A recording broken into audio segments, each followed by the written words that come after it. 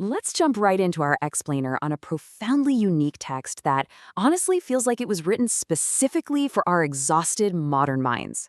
We're talking about Fernando Pessoa's The Book of Disquiet. If you've ever felt completely overwhelmed by the sheer, deafening noise of the modern world, well, you're in the right place, because this is going to be incredibly validating for you.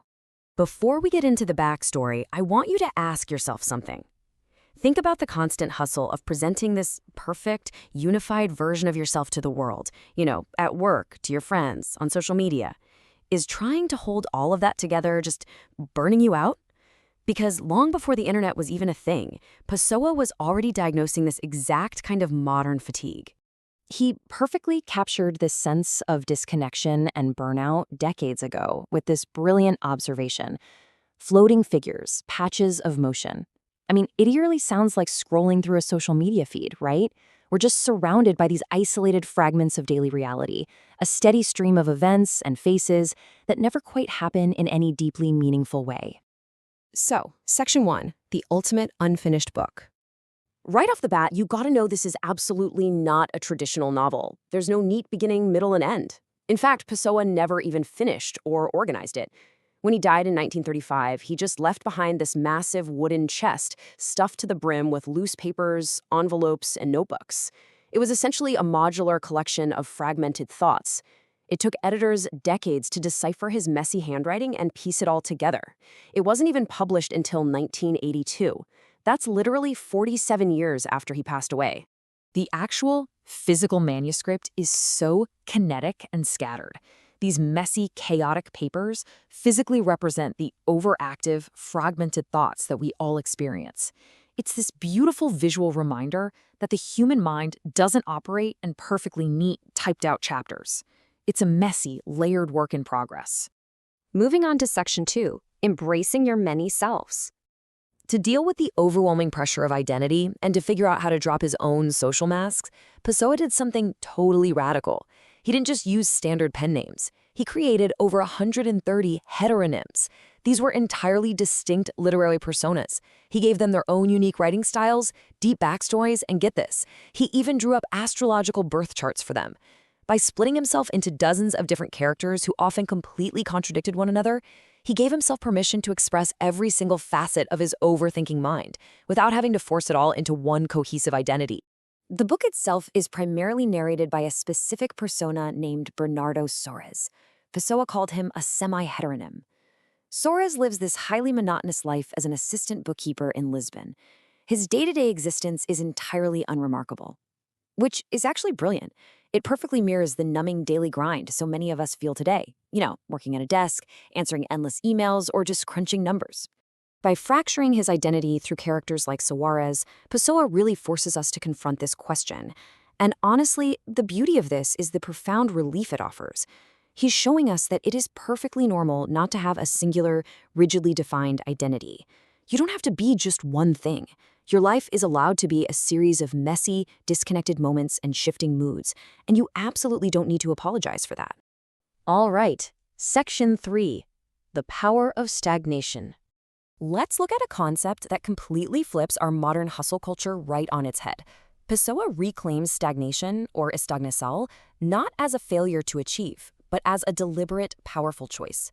In a world totally obsessed with productivity, choosing to stagnate, to just step back and observe the world without trying to conquer it, is an act of existential salvation. It's giving yourself permission to simply stop moving. It's not laziness, guys. It's a rebellion against the grind. This builds a stark contrast between two very different ways of living. If you ever feel overwhelmed by the pressure of daily success, just consider this difference. The modern world demands results, counting, constant action. It wants to know exactly what you produce today. But Pessoa offers us the inner world as a sanctuary. Here, we're free from the anxiety of having to constantly do and act. We can observe life from a safe distance, finding peace in simply being rather than constantly becoming. Which brings us to Section 4, mapping your inner weather. With this profound permission to pause and stagnate, how do we begin to actually make sense of our feelings? How do we understand our internal landscape?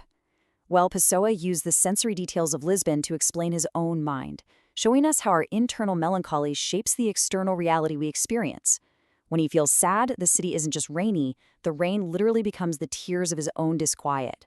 He blends the outside environment with his internal loneliness in a way that's incredibly validating for anyone who's ever felt a deep, unexplainable weariness. This short phrase is perhaps Pessoa's most profound insight on the page.